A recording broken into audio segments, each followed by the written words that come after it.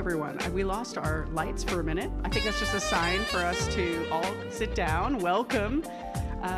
My name is Samantha Harvey. I'm the founder and organizer of the Idea of Nature lecture series, which is now somehow in its 14th year. I don't know how. So I'm delighted. Yes, thank you. So we have a wonderful program today that is both in person and online.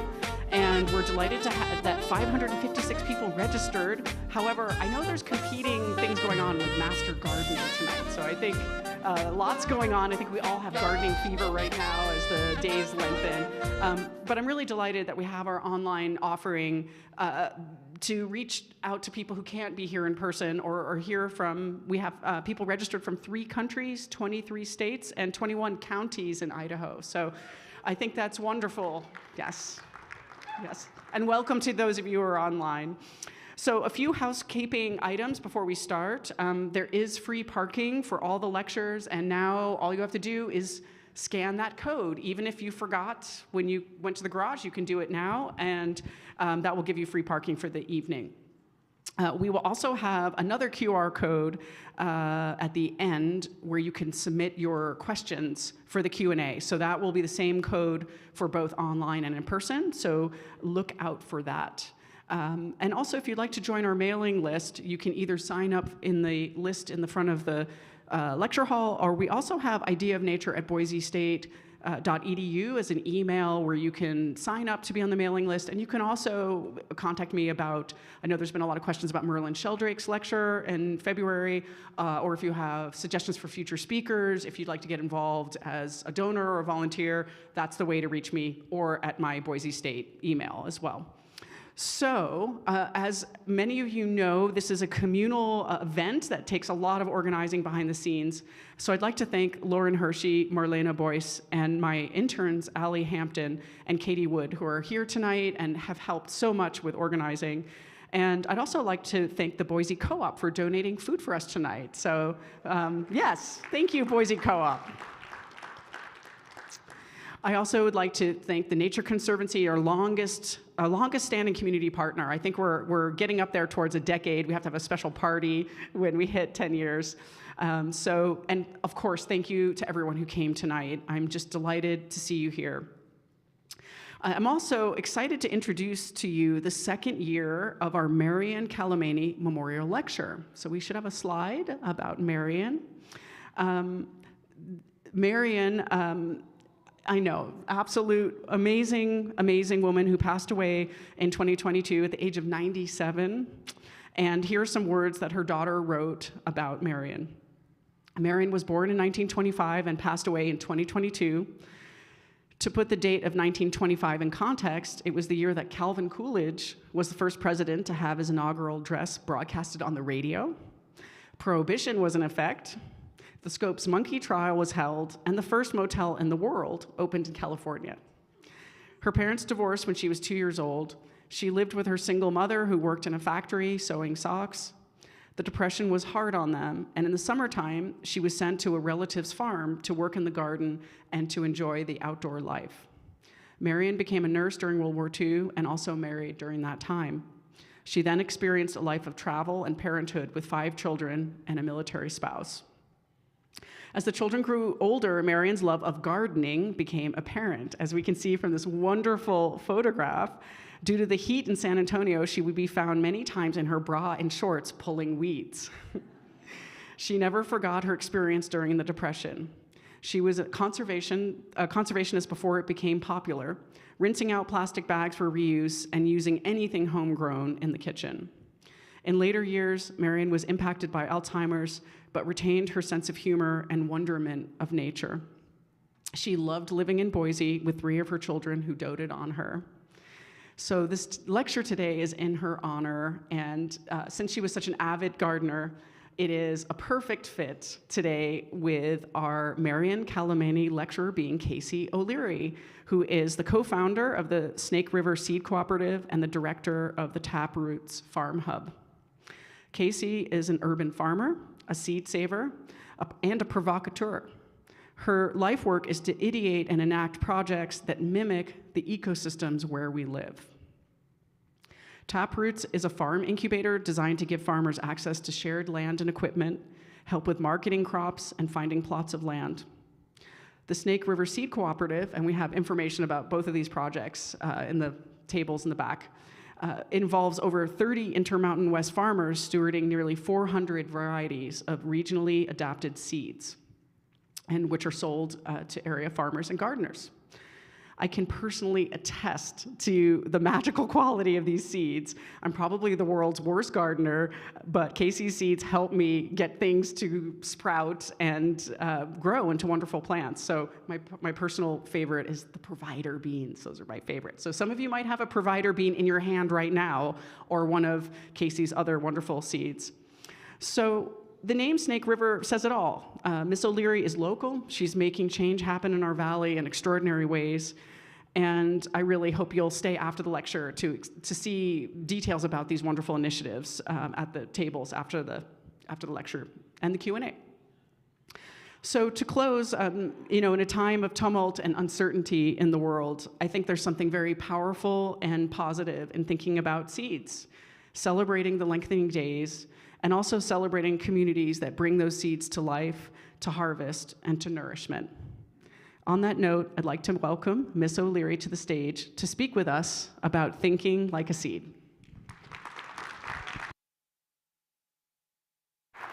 All right, let's see. Hi, thank you. Thank you so much.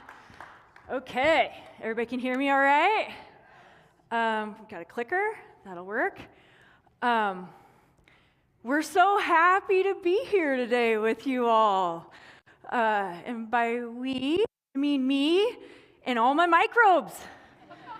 The 9 out of every 10 cells in my body, which is not a human cell. And it's not just me who has 9 out of every 10 cells in their body, which is not a human cell. That is all of us. All of us. We have over 10,000 different species of microbes living in and on our body right now.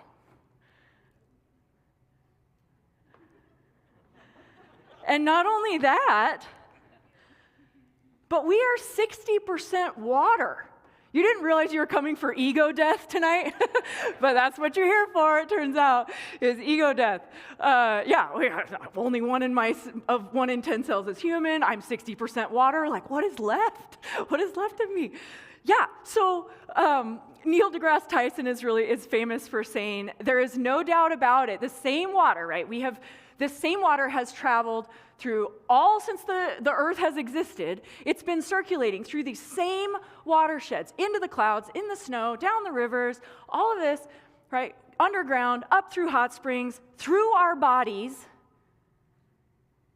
Neil deGrasse Tyson says, no doubt about it, some of the water you drank today was in the kidneys of Joan of Arc and Genghis Khan.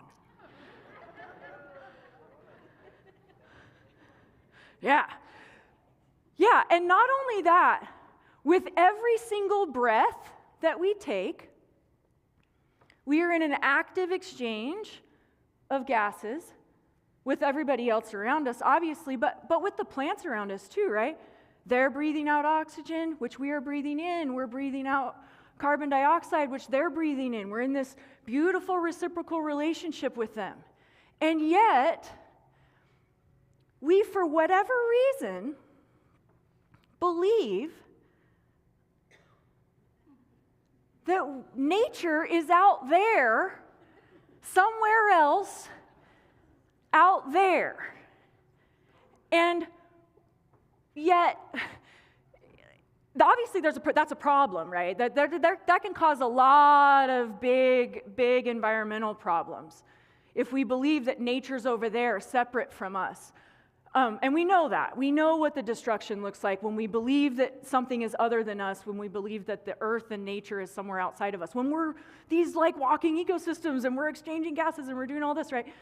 But what I think is one of the most interesting things about this, it's not just that we think nature's over there, but we're also lonely. We're so lonely, right? We're in the middle of a loneliness epidemic. And man, I got 10,000 different species living in me. I got water passing through the kidneys of Genghis Khan and Joan of Arc. I got, and the Snake River, and coming up from the hot springs, and, it's like, man, and we're still lonely, And so I think one of the things when we're thinking like a seed, one of the things about thinking like a seed is to remember ourselves as natural creatures who actually belong here on planet Earth, right? We are not some outside interlopers who always only ever mess it up. We are natural creatures who have just as much a right to be here as the trees and the bees and the bacteriums, right? And I think that's profoundly impactful for us to remember. So let's make some friends. Let's make a few friends. So I asked you to get a bean on your way in. I don't know if you have or not. We have some friends who are gonna help us just pass some around if you didn't already get your bean. But if you have your bean, now's the time to pull out your little bean. And anybody who doesn't have a bean yet, they're coming around. Pick one who is speaking to you. Whoever is calling to you here.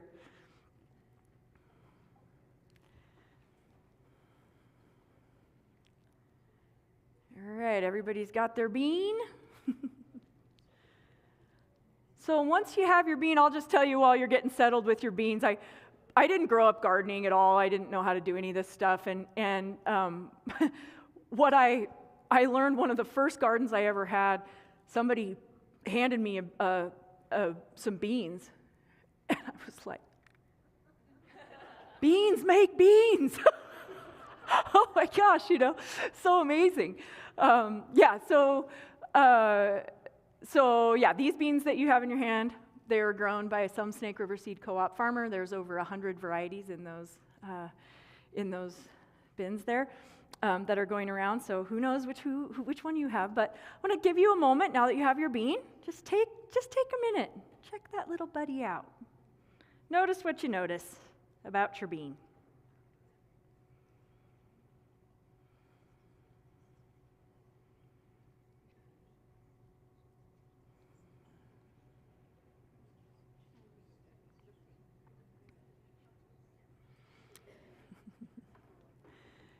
You seeing that little white dot in the middle of your bean? Seeing that? Like kind of right in the center there? Everybody's bean probably has one of those, little white dot in the middle there. That's its belly button.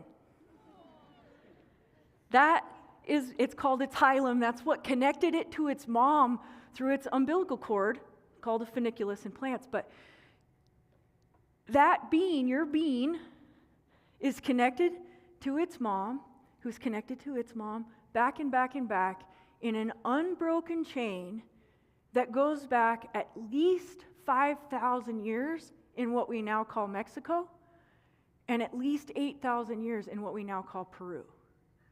8,000 years of time people have been holding and planting and passing these beans along. How many different hands have held this bean that you're holding in your hand right now? And the journey that each of them has taken is totally different, right? Each being has taken a completely different journey to get here right now. Just like all of us, we all are taking a different journey to get here tonight, to be with each other, Yeah, it's pretty cool. So I want to talk to you a little bit about this journey that these beings have taken. So this picture here, this map, is indigenous culture areas in the United States, or of the Americas, what we now call the Americas. So like when European colonizers came here, these are kind of the culture areas that they encountered. And when they came here, they encountered not only these beans growing in these all over, right? By the time folks got here, white folks got here, beans had spread all over. I mean, we're talking from Peru up to Mexico, obviously in this country, what is now this country. We have beans in the northeast, in the southeast, in the southwest. Like, they're everywhere, right? And they didn't just travel by themselves. They traveled with their sisters, at least corn and squash, And we often hear, like, Native American folks will talk about the Three Sisters gardening style, right? In Latin America, they call that a milpa. And I've seen milpas in Oaxaca that have like 20 different species in them that are mimicking these really complex ecosystems. So they're like gardening and like ecosystemic gardening at the same time, right? So the beans, the role that the beans play in this whole thing is they are the ones who give nitrogen to the rest of the plants. And the way they do that, because the air around us that we're breathing in is 70% nitrogen, but it's in a form that plants can't use. And so what the beans do is they don't make, just to be clear, they're not the ones actually taking this nitrogen and making it into a form that they can use. What they're doing is they are making a symbiotic partnership with this bacteria called rhizobia, and then they make a little house on their roots. Those little things there are called nodules on the roots, and they make this little house of their own roots, and they house the bacteria in there. And then that bacteria, in exchange, and they give the bacteria lots of sugars, keep it really happy, and then in exchange, the bacteria takes that nitrogen from the air, fixes it with oxygen, makes it into a form that the plants can use. And then not only can these beans take it up, but everybody who eats the beans beyond that nitrogen gets passed up into like our bodies and stuff. So the beans play this super important role in the ecosystem. This is the way we grow corn today. Robin Wall Kimmerer describes this corn as being lonely, right? It's missing its bean sisters, right? And when we're missing the beans to fix this nitrogen, we have to supplant that with synthetic nitrogen, which when we do that, when we put a bunch of synthetic nitrogen fertilizer onto the fields, what happens is some of it gets taken up by the plants, but the rest of it ends up in the rivers, which run down into the oceans, and now we have this huge multi-thousand square mile dead zone in the Gulf of Mexico, right? All because we took beans away from corn, right? Let's see. So one of my mentors, Bill McDormand, he likes to say, when you plant a seed, you plant the entire agricultural system that produced that seed. Right? Dang.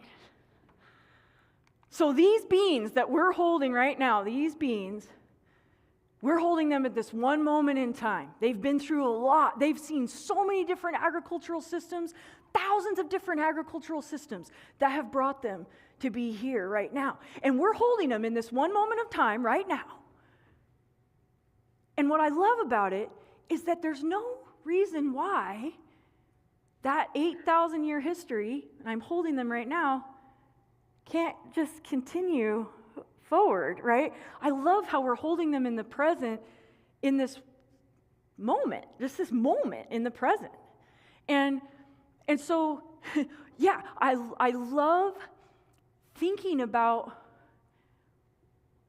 how much possibility they hold for us, why they're amazing and why this is incredible. They're sitting here. They're babies. They're babies that are just sitting here by themselves, independent. Any of you who have raised human babies know that you cannot leave a baby alone for years at a time. We can leave these seeds alone for years at a time. And then, boom, they can just spring to life, just like that, right? So this ability that these seeds have to not only, to basically live in this state of suspended animation is incredibly important. It's the reason why we humans have civilization. It's the reason why we have agriculture. It's because they can hold themselves. And we can eat them. We can eat some of them. While they're waiting, we can eat some, we can plant some later. I mean, my word, they're incredible. And it's not just the beans. I mean, all these plants that we're interacting with in our daily lives, they are just phenomenally wondrous, This is another example. So these are collard greens growing in my yard. I grow this variety of collards for the seed co-op called Sexy Mama. I call them Sexy Mama collards. They're like a cross between collards and kale. And basically, so that picture on the, whatever that is over there, that side, the bluish looking ones. So I planted those in the spring of 2024, right? And then all through 2024, I ate collard green leaves. And then this is like fall of 2024. All through that same winter, I ate a bunch more collard green leaves. Then 2025, they sent up this huge flower stalk. They grew all these flowers, all these different bees, all these different pollinators come in. Just crazy amounts of life. Then they make like thousands of seeds, each plant, thousands of seeds. I harvest those, I clean them, I sell them to the co-op. And then that's last fall. Then last fall, apparently they decide, I'll just keep putting out more leaves. I took this other picture 3 days ago, the same freaking plants, and I went out there, harvested a bunch of leaves, cooked them up, middle of March, to have like good greens, dark greens, so nice for this time of year. It feels so good in your body. These plants are just like giving this stuff just like constantly. Just this insane life, And this is happening in my garden, and I'm lucky that I get to experience that, and those of you who are gardeners also, or farmers also get to experience that as firsthand. But if you're going into the grocery store and you're buying this stuff in the grocery store, it's doing the same thing. The stuff in the grocery store is also coming from these plants that are just like cranking out peppers or whatever it is. It's just wild. And so one of the things this is probably the most radical thing I'll say all day, that thinking like a seed is orienting toward wonder. And, when we live in this world full of, power-hungry monsters who are trying their level best to suck up all the resources for themselves and make us fight over the scraps of those things, they want us to believe that despair and death and all of that is the only sensible orientation. It's like just chaos and despair. It's so bad. Everything is so bad. Which I'm not saying, things are not bad. There's some bad things going on. But also what's happening is those collard greens are doing that. And that's real. That's not some naive, head in the sand, silly orientation. That is real life that is happening all the time. It is real, and it is worthy of our attention and our orientation and our care, our rigorous attention. It's worth it. If we orient toward that, a whole bunch of other stuff opens up, right? So let's orient toward wonder a little bit and talk about soil. Oh my word, right? Everybody, I'm sure there's not a single person in here who hasn't been following it's kind of cool, like what we can see with like more powerful microscopes and DNA sequencing and stuff, and you're like, what is happening in there is so exciting. It's just so phenomenal, right? So there's tons and tons going on in there. What do they say? 1 billion microbes live in a tablespoon of garden soil or what? There's just a ton going on. But one of the most interesting things to me is this idea of the mycorrhizal fungal networks. Did you guys come see Merlin Sheldrake last time? There's people like Merlin Sheldrake out there studying this and showing it, right? And we can see it, like in real time. We can see what they're doing. They are forming these crazy networks with each other. And the plants are deciding, and ooh, you need a little more over here. I'm going to send something over to my friend over there, or my sibling, or my kin, or whatever. And I'm going to, you fungal, you're not giving, because if you're giving me phosphorus, so you're not giving me as much as this other one, I'm going to send a little more over here. They're just constantly doing all this interesting stuff back and forth. And 90%, I think, of plants have these mycorrhizal connections with fungi. So that's the vast majority of what's happening out there. These plants are making, decisions. I'll use that word. I know it's controversial, but there's active choice being made there. So I think why I want to kind of drive this home is that sometimes I think we think of the plants as like the backdrop, like the furniture. Sierra calls them the furniture sometimes. Or that, not that that's what they are, but that's how we think about them. Is like, it's like they're just these static things that hang out in the back, when actually they're constantly doing interesting stuff. And we know that if you're a gardener, you know that, this experiment was, somebody grew the same plant in sun and shade. And it's just changing its body based on that, right? So we call that phenotypic plasticity. Like they can change their bodies in response to what's going on, right? But who's read The Light Eaters? Yeah, it's so good. It's so good. Highly recommend if you haven't read it yet. It is so cool. So the whole book is just about all of this emerging science about plant consciousness, which is just fascinating. But basically, some things that I think are interesting that I learned about in there. So caterpillars.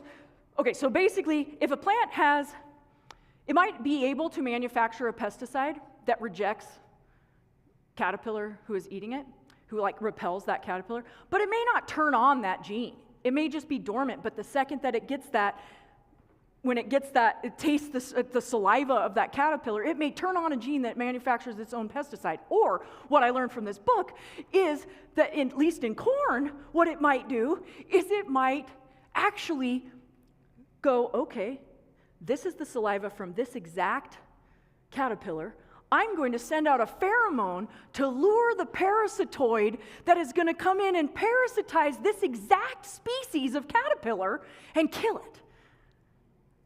So cool.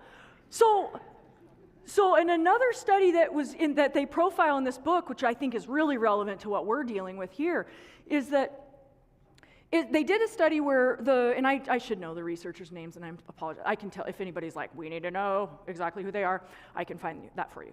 But what the study showed was that basically if you grow these plants in a drought environment, their roots will make more surface area in order to maximize the amount of water they can take in. So not only do they do that in real time, not only do they do that right today, but they also will take that information, pass that on to their babies, to their seed babies, and then the second those seeds sprout, they waste no time making roots with more surface area, right? So I want to zoom out really quickly here and just kind of, just so we can understand kind of where most of the world's seeds are currently living. So just like anything, just like any other industry, the seed industry is no different in that small seed companies who used to exist have been bought up by bigger and bigger and bigger seed companies. This is just like capitalism 101. This is how it works, right? So, so these are the major players here in the seed ownership world. This is an old stat. Since 2017, we have Dow merging with DuPont. We have Monsanto merging with Bayer, and Syngenta merging with ChemChina. So now we've got 70% of the world's seeds that are in the hands of 3 multinational corporations. And look at this. Okay, these are not necessarily seed companies. They're chemical companies, right?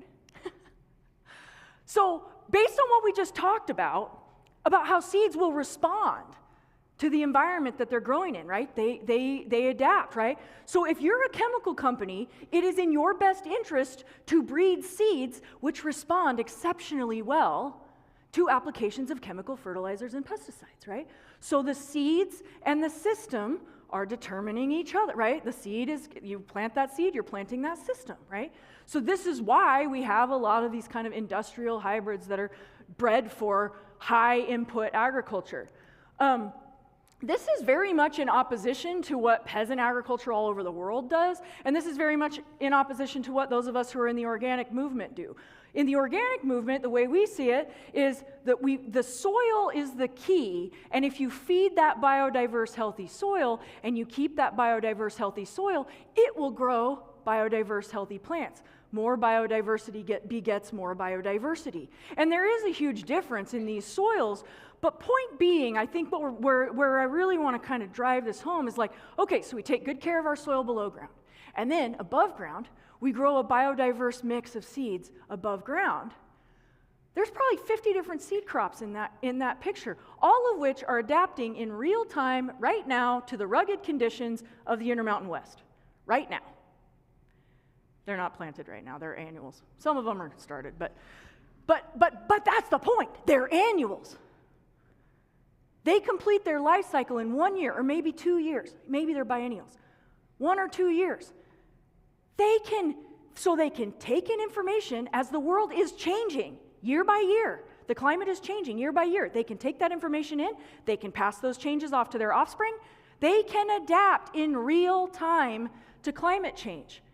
They can't adapt to climate change if we stick them in a seed bank somewhere. And I'm not saying we shouldn't have seed banks, but if we stick them in a seed bank somewhere and we're waiting for the end times to come and doomsday hits in 25 years from now or 50 years from now or 200 years from now, we pull them out, they haven't had a chance to figure out how to live in the world. And so, but if we make them a part of our communities where they are getting planted out, then now we are actually doing this. And so what's so cool about this is that it gives us a role, right? We are not just outside interlopers who always just mess everything up. We can actually be helpers, right? I've heard some native folks refer to humans as the fourth sister in the Three Sisters Garden, right? So I think that thinking like a seed is to adapt along with your place while it changes, right? Change is inevitable. I think we're all just like, oh God, I'd rather not. Like, I don't want it to change, right? But it's changing. We just have to admit that it's changing. So seeds teach us how to adapt with the place. And what I love about this is it's about the place. Climate change is this big global thing. It is. It's global, and it has impacts globally. But the only actions we can actually take are ones in the place where we are. So I love having that opportunity to interact with my place, in my place, and do this work in my place. So planting a seed is a tiny little act. I know, it's tiny. But if you're familiar with Adrienne Maree Brown, I don't know, I'm obsessed with Adrienne Maree Brown. I don't know if anybody else is. Yeah, yeah, you are. Yeah, so Adrienne Maree Brown talks a ton about fractals. And the point being that the same patterns replicate themselves at the very largest to the very smallest scales. Your fingerprints mirror the shape of a galaxy. Your lungs, the way that your circulatory system looks just like a river, a watershed, right, coming out of the mountains. Looks just like the veins in a leaf. Like, these patterns are tried and true, and if we have healthy cells, then we have healthy organisms. If we have healthy organisms, we have healthy ecosystems. If we have healthy ecosystems, we have a healthy planet. So these little tiny things that we do are actually, it's one and the same, Also, just as an aside, this is Romanesco. If you ever were like, which plant could possibly make me feel the most amazing sense of wonder that I could ever imagine? It's this fractal, insane. Okay, guess what? Not people in lab coats and gene guns. 15th century Italian peasant farmers just paying attention in their gardens, being like, whoa, that one's doing something weird. I kind of like that. Save the seeds from that one. Oh, next year they're doing a little more like that. This is how we have the biodiversity. Little tiny people in little tiny gardens, finding the miraculous, wondrous things and nurturing those and caring for them and bringing them forward. So, Ayanna Elizabeth Johnson, she wrote this book, What If We Get It Right? And Sarah Jaquette Ray, she's a professor at UC, or Cal Poly. And she did this experiment with her students, environmental science students, coming in, understandably extremely concerned about what's going on. And she said, okay, well, what we're going to do is we're going to imagine, let's imagine we win. We solve climate change. We abolish prisons. We create equitable systems, whatever it is that you're into. You win. You do it. What does it look like? What does it feel like? What does it taste like? What does it smell like? And she thought it would be like this really hopeful exercise. And what she found is that the students were really struggling with it. It did not feel good to do that. And I can see why. It's just scary to hope, right? And I feel like, it's easy to say, oh, well, that's a bummer for the students, that's sad. that the students are feeling this way. People feel this way all the time. We were just, Joe and I were just on this panel a couple weeks ago at a farming conference, and I was like, okay, we're gonna fast forward 50 years and think about what the Treasure Valley is gonna look like in 50 years, and everyone's like, you know? No, it's gonna be sprawl, it's gonna be a mess, whatever. Nobody wants to, you know. And so I think we all really struggle with this, and I think it's a tool that is used to keep us from really imagining. So I'll ask, like, what does it look like? Like for you, if you think about what do you want, if you imagine the world is just all the things you think are wrong with it right now, they go right. What does it look like to you? A picture in your mind a little bit? It's hard, but I think it's a worthwhile exercise. So for me, I just picked some pictures. I just grabbed some pictures. I was like, this is what it looks like to me. This is some of what it looks like to me. It looks like good, healthy food. It looks like healthy food shared with friends. It looks like good, clean energy. It looks like ecosystems that haven't been like logged, you know, that they're just intact and they're beautiful and I can see them. It looks like people in the streets, like raising a ruckus and making music. You know, this is from Occupy. It's a picture from Occupy. That's what it looks like to me, you know? And what's interesting about this to me is that these things exist currently. Like, it's not like what we're imagining is only something like way over here, out here in some distant future it's not at all what's going on. It's like a lot of what we want is pretty simple, and a lot of what we want actually exists right now. So if we can just sort of nurture that and help it along, we can carry forward the things that are actually working in ways that are really powerful. And what I just keep coming back to plants in this because the plants, this life-affirming orientation that they have. This is just what they do. They just tend toward life. And I mean, our bodies do that too, right? If we get sick, our body, like everything in us, all of our microbes and all of our, like, it all just kind of comes to the scene and is like, get you better. Like the biological reality, by and large, the vast majority of it is orienting toward this life-affirming, life-generating thing. And that is so not the scarcity mindset that we are often told we belong in. So I love plants as a teacher in this way. So what do we want? What do we yearn for? What do we want it to look like? This is a tool library in Salmon, Idaho. It has 217 different tools in it that you can rent. And think about this. I mean, like, you know how this started, right? Somebody's like, I got this lawnmower in my garage, it's taking up space, or I have to buy a lawnmower and I don't want to buy a lawnmower because I don't want to have to find a space for it in my garage, and I don't want the environmental destruction that goes along with another lawnmower, and I'm only using it, you know, an hour a week or less or whatever. Like, why does it have to be like this? And so then they're like, well, what if like we could share the lawnmower or whatever? And then, you know, but once they were like, hey, maybe what we could have is a library. You know, I love the library for books. What if we had one for tools? Okay. So then once you know that a tool library is in your imagination, the next steps become very clear on how to get there. You know, find out who has what tools. Where can we put all these tools? How are we going to organize this thing? How do we check them out? Do we need insurance? Whatever. Right? It works. And then all of a sudden you got a tool library with 217 tools in it you don't even have to pay for. You just get to go in and just check them out. You know, maybe you pay a little bit, but not as much as you'd have to pay to buy the tools, you know. So anyway, that's really inspiring to me. Another one example that I was thinking about, because I rode here on the Greenbelt today, right? The freaking Greenbelt. Oh my God.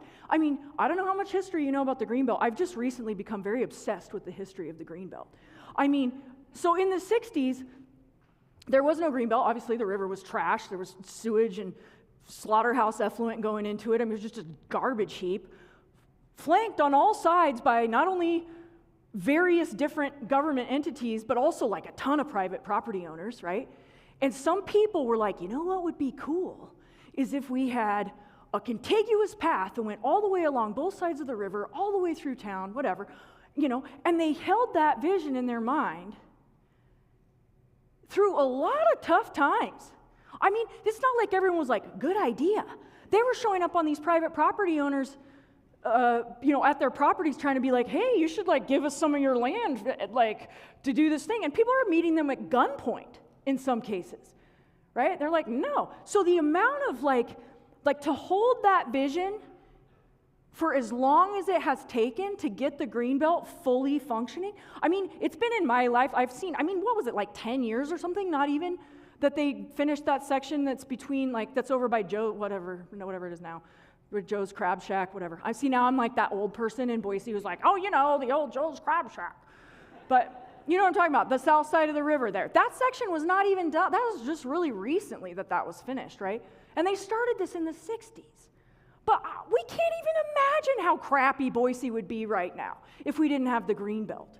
I mean, it's such a treasure. And it was because people held that vision in their minds for long enough. So, I just want to throw this in. Not only were they they were actively thinking about what's going to be like in the future. They held it. They buried a time capsule that people could dig up in the future to be like, this is what it was like in the 60s when the Greenbelt wasn't here, It's so cool. So thinking like a seed is imagining some sort of abundant future, whatever that means for you. Like, what does it look like for our collective abundance? And then you just take small steps, plant small seeds to get there. So in that vein, I wanted to just spend the rest of my time here chatting with you about a couple of little projects that we're working on. So, anybody heard of Snake River Seed Cooperative? Yeah! Sweet, because 12 years ago you wouldn't have, because it didn't exist.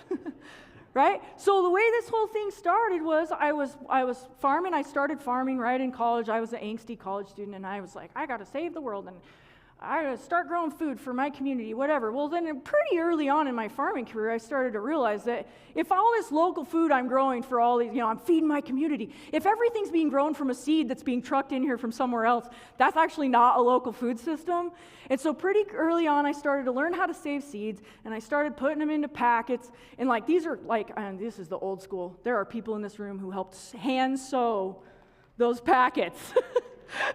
Pink thread, a lot of pink thread we used in those days. Hand sewing seed packets. It was ridiculous. But what happened is people started to rely on my seeds, and then I started to feel pressure about that.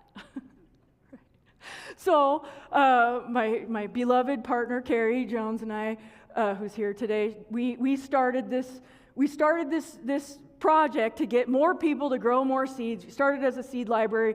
So we had 10 things, we had 10 varieties or something that we put in here at first. One thing led to another. We started cajoling all of our friends who farmed to start getting into doing this because, oh my gosh, talk about wonder. If you are a gardener and you have not yet let some plant that you would know, like a radish, if you grow radishes and you have not yet let radishes go to seed, you simply must. The amount of wonder that you will experience from that act is just phenomenal. So please, please let your radishes be. You have to see it. And this is basically what I told all my friends who are farming too. You have to do it. It's so cool. So we got all these other people to grow for us, and over time this thing has just grown and grown and grown. We're basically working with ourselves, with farmers, to skill up. Learn how to save better seeds, different varieties, more high quality stuff, really, really skilling up here. And so fast forwarding to today, we're 100% worker and farmer owned cooperative, legal cooperative. That is a massive, it's a super rare model. It's definitely the only one in Idaho, and it's one of the only ones in the country. So we are this little project is setting the bar kind of nationwide for what's possible out here. And right now, as Samantha said, we're about 34 farmers. We're stewarding currently 402 unique varieties of seeds, which are right now at this moment adapting to the rugged conditions in the Intermountain West. We have to remember that's super important. And then we sell our seeds all over the place, right? So our mission here to grow a robust regional seed shed for the Intermountain West, and the way that we see that is this idea that the more hands who hold these seeds, the safer that they are. the more cared for they are, right? And I think this really gets at the thing. Yes, we sell seeds. Yep, that's what we do. But really, that's just a vehicle. That's the vehicle that we currently have because capitalism is the system that we currently have. But what we really need to do, and what we really are doing, is making these seeds vital, beloved members of our communities. They are loved, they are cared for, and they are stewarded, right? So there are people who care about them, and there are people who will grow them, and there are people who love them even if they're not growing them and will plant them, right? So this is what we're working on, is creating this sort of, like these seeds become beloved members of our communities. That's what we're working on there. Okay, so look at that. Okay, so this is my point, right? It's not like when Carrie and I started this thing that we had it set up like this. It was nothing. I mean, Idaho Statesman took a picture of an empty walk-in cooler, you know? And now it's, bursting at the seams. So, but that's because of, step by step. Somebody had to learn about the bean laws, and somebody had to learn about freaking insurance and, whatever. But also, we had to build more buy-in. It's just step by step, step by step. So it's in that vein I want to talk to you about another project that we're just at the beginning stages of. So I'm using Snake River Seeds. I'm using what I know is possible because of what we did collectively with Snake River Seeds to tackle this new project. So this is research done by Rebecca Castellano and several others, maybe some of you in this room, researchers at Boise State, have been documenting the loss of farmland in the Treasure Valley over many, many decades. So, as we all know, nobody's shocked. You drive down Eagle Road, you know which way the wind's blowing on that. We are turning everything into subdivisions and Bed Bath and Beyond. Yeah, we got it. Okay, the way this plays out for farmers, like beginning farmers, young farmers, new farmers, people who don't have family land already, people like me. I didn't grow up farming, so I didn't, that wasn't in my world. So many of us, I think I've farmed 8 different plots of land over my time as a farmer. Some of those are now houses. Some of those, the landowner has moved away and somebody else has moved in and isn't amenable to be farming there, whatever it is.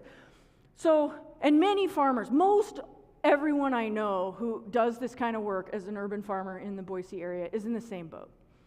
And so this is the land access is consistently rated as the #1 challenge for beginning farmers in the nation, and it's definitely the #1 challenge for beginning farmers here.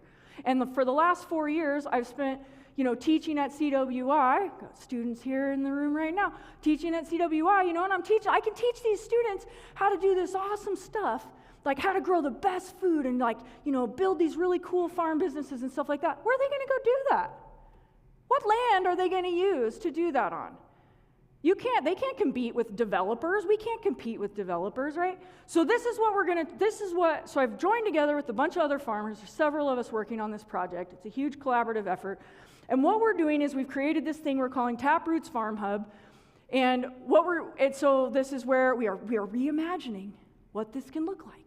Everybody doesn't have to own their own little family farm. We can get a big piece of land all together, and with that big piece of land, we can sublease it to smaller farmers who want to grow whatever they want to do, have their niche, whatever, right? And not only will it have this big piece of shared land, but this land will have a long lease. You could get a 20-year lease on this land, a 30-year lease on this land. Nobody's planting fruit trees with a 2-year lease or a 1-year lease or a 5-year lease on a piece of land. Nobody's certifying their land organic. Nobody's certifying organic with a 2-year lease on a piece of land. So by doing it this way, we can get this big piece of certified organic land, and then all these individuals can walk into a piece of certified organic land, different markets than they've had, right?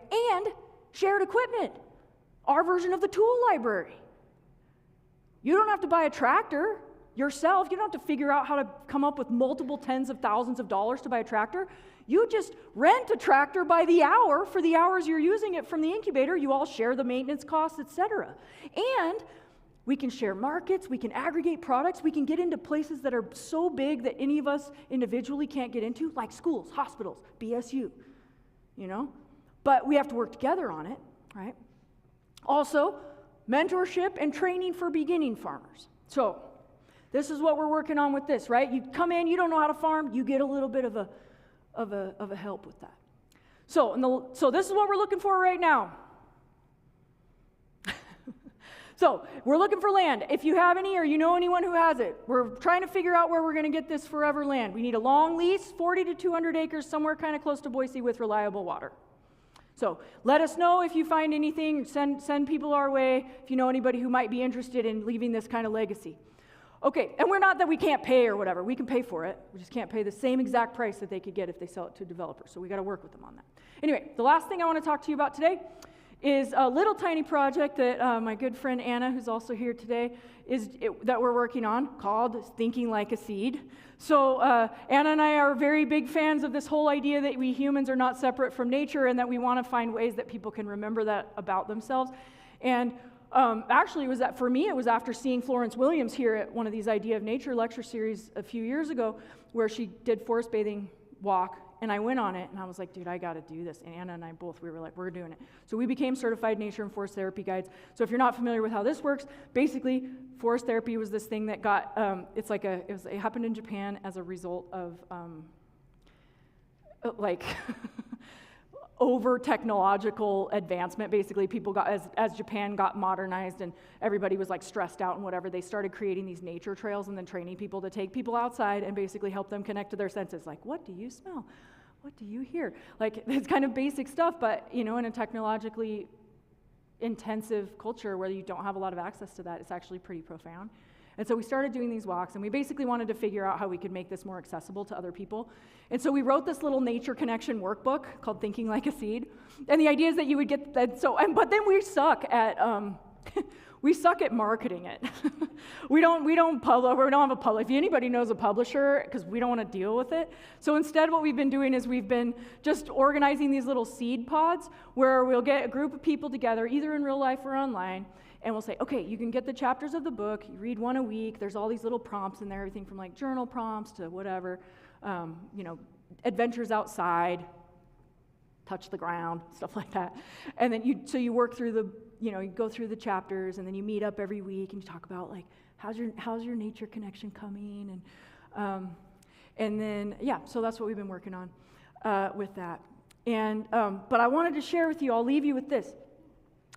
This is the kind of the foundational thing that we talk about in our little book is this idea of just go outside for 5 minutes every day, or even most days. It doesn't matter if it's every day.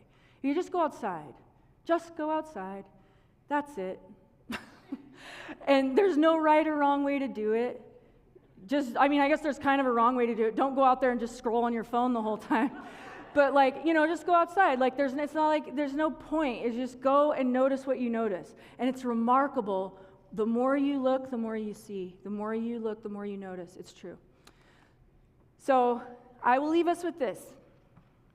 Thinking Like a Seed is rigorously revering our interconnectedness. The problems are all interconnected. That means the solutions are all interconnected. The past is interconnected with the present. The present is interconnected with the future. It's all interconnected. It is a subject that is worth rigorous study and reverence. So, thank you for your time.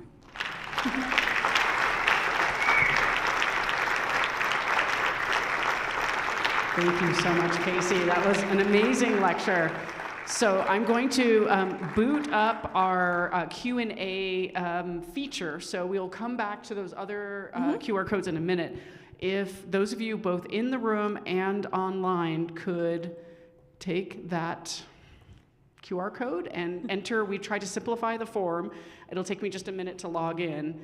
And as I'm logging in, Normally I have the first question, which is a really fun thing about organizing the series. I get the first question.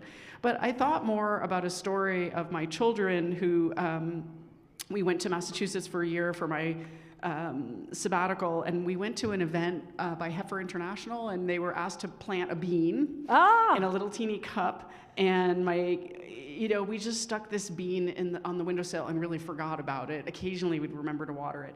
But it not only sprouted and created all these leaves. It became about 1.5 feet tall, and then it flowered. And we were living in an apartment. I don't know how the flower got pollinated, but it like produced a bean. Yeah, they're like a string self-pollinating. bean. Beans don't need pollinators. So they're yeah, selfers. so talk about the wonder. My kids are like, what? They still talk about this, this year in this apartment with Cool. cardboard box as our table, and it was amazing wonder. So thank you for sharing that wonder with us. So please, I hope all of you will have some questions. It'll take me just a minute to get us started, but I will ask a question since it's going to take me a minute. How did you first get the idea for the seed company? Was that the first of all these different projects? So Carrie and I started it as a seed library, actually. And I don't know if any of you have ever, if you're familiar with that concept. The idea is that it's like a library. People could check seeds out, they could grow them out in their garden, and then they would save seeds and return them to the library. And most seed libraries, spoiler alert, they really are more like just take free seeds and don't ever put anything back in the library.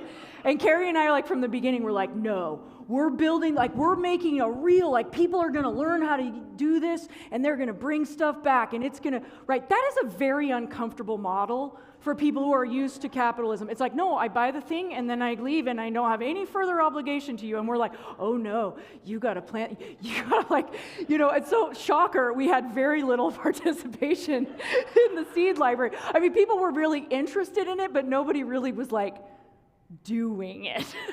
And so we were like, well, okay, maybe if we switch to a seed, people want to buy seeds, let's just sell them seeds. And interestingly, what is fascinating to me, and I always think about this, is that we were trying to not do it like capitalism or whatever, but at the end of the day, because capitalism is the system that we currently have, we now have way more locally produced seeds circulating. And we sold over 100,000 packets of seeds last year, right? So that's 100,000 packets of seeds that were not happening in our valley, 14 years ago or whatever, 13 years ago. So, yeah, so we basically just just shifted into that from the seed library. I'm not seeing responses yet, so I hope, have people submitted questions? It might be a technical issue. Okay, so maybe we just refresh our page. So do we have a duty now that we've all received a seed? Not at all. No, but you we might be tempted you do whatever you want with that to... bean. No, sometimes I just actually saw somebody the other day. I was like, oh, I heard you speak, and you gave me a bean, and I have it sitting on my counter. We have an altar in the seed company we put special things on. You could just put it there. Once I gave a talk at the Moss graduation a couple of years ago, and they were outside. And after the talk, I saw these people plant their beans around the fire pit. Where I'm like, well, that works. Whatever you want, you do whatever you want with your bean. Our QR code is not cooperating today, so I think, Ali, I'm going to send this out into the audience for some questions. Steve, would you? Yeah, I'm just not getting them on my end. So until then, let's have a few questions. Steve, I think you had your hand up.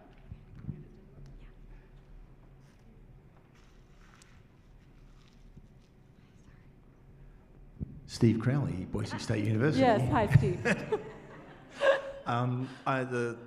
I'm really interested in whether thinking with you about how to incorporate something or elements of thinking like a seed in some of the general education classes here. I think we tend to be a little bit too in our heads. Mm-hmm. So I guess just saying, is that something you're already doing, or is that something I could follow up and think about how to make happen?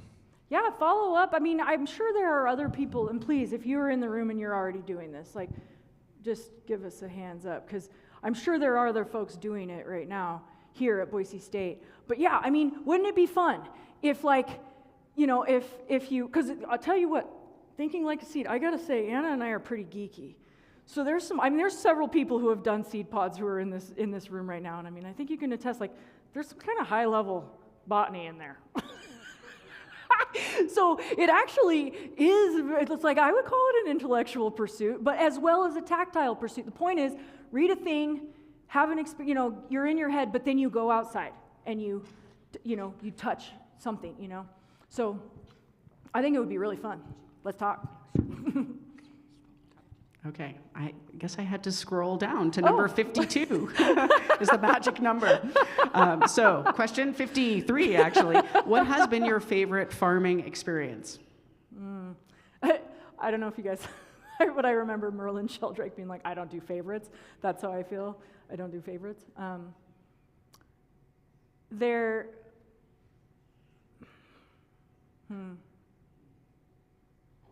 It's like every day is not fun farming. But like I swear there's something every day where you're like, wow. And that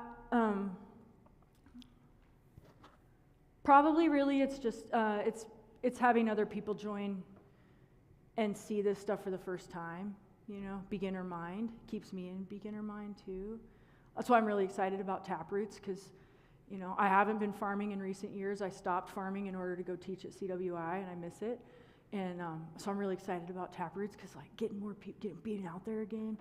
I don't know. Joe was saying he was moving compost today, and I was like, oh, I love moving compost. That's a favorite. I love that. It's so fun, you know. It's like good for you. It feels good. Your shoulders. You feel sore at the end of the day. It's like you're like giving back. I would say that's it. Giving back to the garden at the end of the year. It's like tucking everybody in and like giving them all food. Yeah. We have a question here for those of us in apartments. What food grows best inside? Any food that you're going to grow inside, you should provide a little supplemental light. But with that, I would say, kind of like you said, Samantha, you know, things that are going to require pollinators are going to be more difficult to, you know, so like things that have a shorter life cycle, I would say, like cilantro, lettuce. I don't know. Yeah. What's that? That's all? Well, Basil. I mean, you can grow anything. Basil? I mean, yeah, basil. Right. Yeah, basil. Oh, I thought you said that's all. Yeah, basil. I mean, yeah, little things. You know what would be fun to grow inside? Have you ever grown tongue ticklers or buzz buttons? Grow those inside and then eat them. That's what I would recommend. You won't regret it. I mean, you might. Some people definitely regret it. But it's really interesting. Like, it'll be the most interesting thing in your house, hands down. Yeah. Do you have any suggestions for someone wanting to start farming on a small scale? You should get in touch with Is this person in the valley? Does it say? I don't know from this forum. So if they're in the valley, you should get involved with us at Taproots. That's what we're trying to figure out right now. We want to give you the support that you need. And yeah, I mean, if you're doing it in the valley and you want to get started, you're going to need land, and that's how you're going to get it, basically. I mean, I hope you could get it some other way, but I mean, yeah. And I mean, there's tons of really good, I would say, like, avoid the dude bros online that are like, you can make $100,000 on half an acre if you just buy this thing. Like, don't do that. But, like, you know, do watch videos and do talk to people who are already doing it. Because interestingly, since I started farming, there is a lot more kind of like cohesive ideas that work for small scale farmers. There's like a lot of technology that like, I don't know, people love paper pot transplanters. Joe loves paper pot transplanter. I'm kind of anti them, but they are really amazing. And there's a lot of other little handheld tools and stuff that just make it so much more easy. And at this point, we are kind of coming to not exactly consensus, like not universal agreement, but there's just a lot more savvy knowledge out there right now about how to do this in a way that is like pretty efficient and effective. And so, yeah, there's lots of resources. Just avoid anybody who's like, get rich quick is generally not happening, you know, or getting rich at all if you're going into farming. Or even like getting to middle class might be also. How do you know what seeds to plant near each other? That's not what we're here for also. We're not there to get rich. We're just here to have a good time. Let's see, what seeds to plant near each other? What immediately comes into my mind is Robin Wall Kimmerer talking about who looks so beautiful together. I would start there. If you're like, God, I really just, these purple beans and this basil, put them together, put them next to each other. Just give each one of them enough space. I know there's a lot out there about companion planting and stuff like that. the science is really inconclusive on that, and As a general rule, one of the traps we fall into, those of us who are like kind of utilitarian-minded vegetable production farmers, is that we're like, I'm not wasting any space on flowers, right? Well, it turns out that actually putting some flowers in is actually really great. It helps bring in pollinators, it helps to bring in beneficial insects. Like, there's a lot of value. So I would say, like, don't be shy to tuck a couple flowers in there if you're like, I'm just growing food, I'm sensible. We have a question here about how you started in farming. What was your first steps?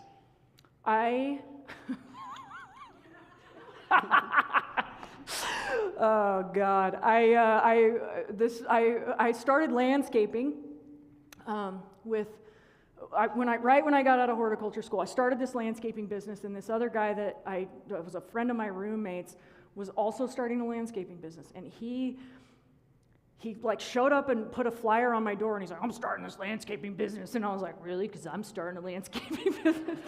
And he's like, oh, really? Well, can I hire you to work with me? And I'm like, well, maybe, can I hire you to work with me? So we started like working on each other's landscaping jobs. And then as we were doing that, his name is Marty Camberlango, if any of you know him. And so we did that as we were hiring each other. The whole year we were like, I want to start a farm. I want to start a farm. I want to start a farm.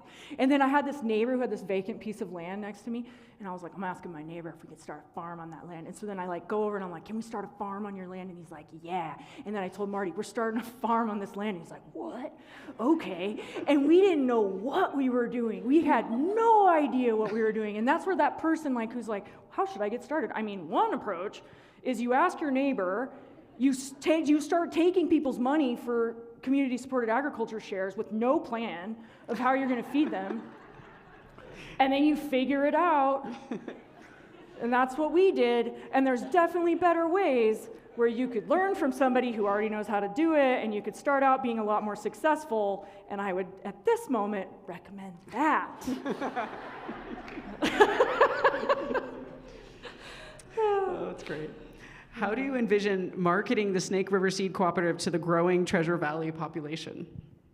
Leslie, how should we do this? We're working on every day. We're working on it. What is an idea of today we had? Oh yeah, seed ambassadors. Yeah, so we've been training a group of folks who can go out and teach classes and get folks skilled up in how to grow better gardens and stuff like that, because we can't be everywhere all at the same time. And so, yeah, we've been working on seed ambassadors. We've been doing first date with a seed. So like, it's like, oh, do you just want to try a new seed? So Leslie's created these where it's like, I'm looking for adventurous vegetable. Are you feeling adventurous and want a adventurous first date? I'm feeling cautious, and I would like a first date with a dependable, reliable flower, and then you can have that, And so we're we're just trying to be fun and goofy about it. I mean, I don't know. I think just being out in the world, and obviously anybody who loves Snake River Seeds, it's like anytime that you talk to your friends about it, it's really helpful to us because, it just spreads the word. These grassroots projects need all the help they can get, we don't have like a big time marketing budget, but the word of mouth is really doing a lot. We have a good presence here in the Treasure Valley. Well, this might be related. Would it be possible to use Thinking Like a Seed as part of a course at Boise State? Yeah, sure would be fun. I mean, to be fair, I did just leave a faculty position, and Carrie has a dartboard that she has for me that's like, it's my dartboard of, should I take on a new project? And then everything says no. No, no, no, no, no, no, no. And then in the very center of the bullseye, it says, maybe. So I'm like, oh yeah, we should do it. And then I'm like, wait, I should consult the dartboard. But it doesn't mean that I don't have to be the one to do it. We could figure out how to do it in a way that isn't me, Anna, maybe we should talk, Anna and I could talk about it and see what we think. Yeah. On a more serious note, how can we think about gardening after this year of no winter? And also considering what you said about seeds adapting, do we need to make special steps this year? That's a good question. I mean, I don't know. I don't have a crystal ball. I don't know how it's going to, I think we can guess some ways it's going to play out. But, pest populations are going to be higher probably. So what that means to me is be more vigilant in your scouting, pay more attention, notice more, look at things. It's much easier when you start to get a pest outbreak. If you notice it right away, it's much easier to deal with it than it is when you're like, oh my gosh, like what happened? So that. And then water, it just depends on where you are. Anything we can do to conserve water. One of the easiest ways we can conserve water as gardeners and farmers is just mulching our soil pretty heavily.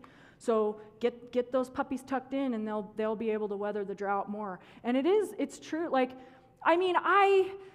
It's easy for me to say. Also, if you start with seeds that are already growing here, they're that much closer. Like Bill McDormand likes to say, anytime you bring in a seed from somewhere else, you're starting over. So, in some ways, but our whole region is in drought right now. So, it's hard to know. Sometimes when I'm like, I know the science is saying this works, but we haven't been doing this for 500 years in a place. Agriculture is actually a part of colonization in this area. So we don't have this long history of cultivated seed, this kind of plant a seed, grow a seed, whatever, that kind of agriculture here. Obviously, there's a lot of forest management that's been happening here, and a lot of camas cultivation and stuff like that. But it's different. This plant the seeds. But in the Southwest, where people have been doing this agricultural stuff for many, many thousands of years, they have seeds that can handle whatever is going on. Those plants can learn. They may not learn it they might learn it in my lifetime, but they'll learn it. The more we plant them here, it might take them a while, but I think that is a part of the solution. It's just a little bit longer term thinking, Well, we'll finish up with one last question. It does have the word favorite in it, which Merlin No Sheldrake problem. didn't I'm like. ready. But could you share with us some of your favorite plants that someone can grow easily and maintain or minimally take care of in a small backyard? And my vote is provider beans. And I'm sure you have more. I wish I could ask them follow-up questions about their yard. Because it really depends on the yard. Yeah, and it depends on what they want. And are they looking for perennials or annuals or whatever? I would say that the easiest thing you can do in your yard is nothing.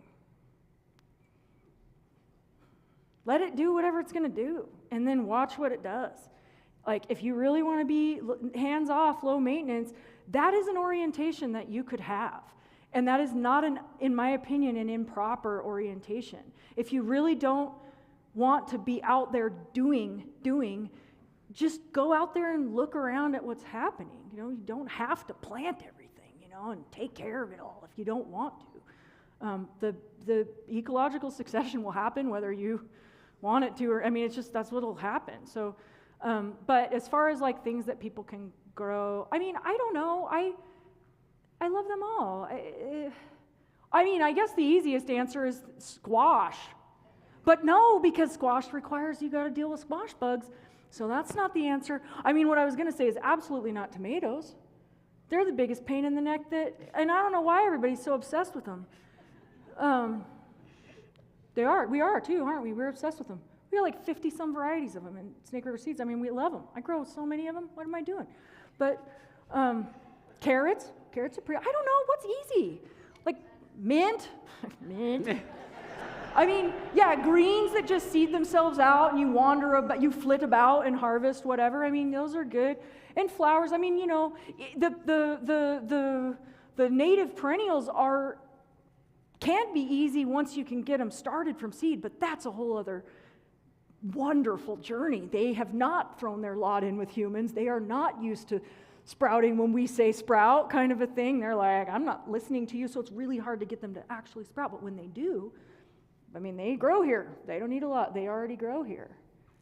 No, I feel like I want to hear everyone else, anyone else in the audience who wants to answer that question, but I know we don't have time. Well, the nice thing is we have a chance to all mingle after the lecture. Okay, great. And check out the initiatives, and also we'll have the slide up there with the 3 QR codes for these fantastic projects. And also Casey will be here for a bit to answer more individual questions. Great. And before we break up tonight, I just would like to invite you all to come back on April 23rd at 6 p.m. for our last lecture of 2026.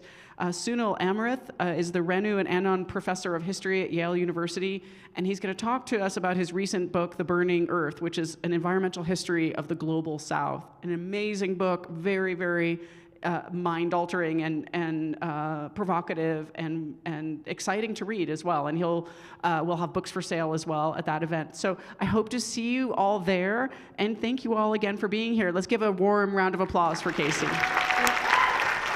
Thank you.